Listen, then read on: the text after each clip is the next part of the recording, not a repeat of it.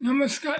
আজি জাপান আৰু ভাৰত বা অসমৰ জনসংখ্যাৰ বিষয়ে ক'ব লৈছোঁ। তাৰ যিটো ছিষ্টেম আৰু জীৱনশৈলী, এতিয়া জাপানৰ প্ৰধানমন্ত্ৰী অহাৰ কথা আছিলে, উচ্চ স্তৰীয় এখন এটা দল আহিছিলে। তো তাতে তেওঁলোকে দেখা পালে যে এই অসমত আহিব বিচাৰিছিলে, কিন্তু এটা কাৰণ ক'লে যে নহাৰ কাৰণটো হ'ল কি যে এই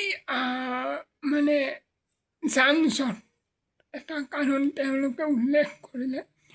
যি কি নহওক, এতিয়া এখন চুক্তি হ'ল দেই। এই চুক্তিখন দৰকাৰী জাপানৰ প্ৰধানমন্ত্ৰী আৰু ভাৰতবৰ্ষৰ PM-ৰ সেই চুক্তিখনৰ কিছুমান কথা উল্লেখ কৰিব লৈছোঁ যে 19টো অসমৰ ক্ষেত্ৰত আৰু অসমৰ তাতে অংশীদাৰ আছে। অসমত এইকাৰণে আহিব বিচাৰিছিল যে তেওঁলোকে এটা উদ্যোগ প্ৰতিষ্ঠান বা নিবনুৱা যুৱতীক এনেকুৱা এটা সংস্থাপনৰ কাৰণে বা তাক কিছুমান ভাল খবৰ দিয়াৰ কাৰণে সেইকাৰণে আহিব বিচাৰিছিলে, কিন্তু আহিছিল কিবা কাৰণত তেওঁলোকে সফল নহয়। এতিয়া এই চুক্তিখনৰ মতে অসম ব্যয় কৰিব, তেওঁলোকে ব্যয় কৰিব বিভিন্ন ক্ষেত্ৰত, আৰু এই ব্যয়টো বিভিন্ন ক্ষেত্ৰত লাভ হ'ব।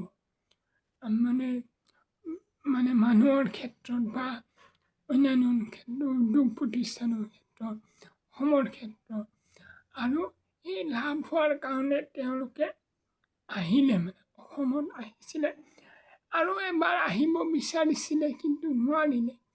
এইটো বেলেগ এটা কথা বাৰু।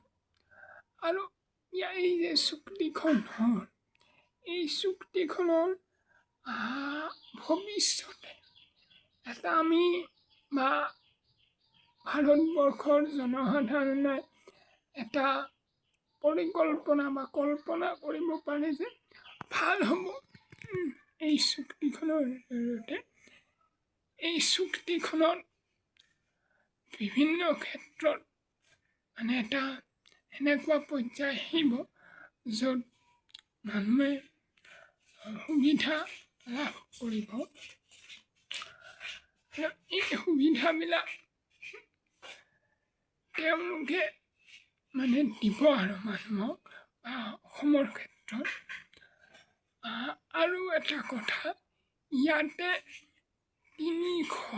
তিনিখনত যেতিয়া প্ৰধানমন্ত্ৰীগৰাকী আহিল, তেওঁক কি কৰা হৈছে যে আদৰণি জনোৱা হৈছে। আৰু এই এখন বিশেষ বৈঠক অনুষ্ঠিত হৈছে, য'ত সেইবিলাক কথা আলোকপাত কৰা হ'ল, আলোচনা কৰা হৈছে, কেনেকুৱা কি কৰিম।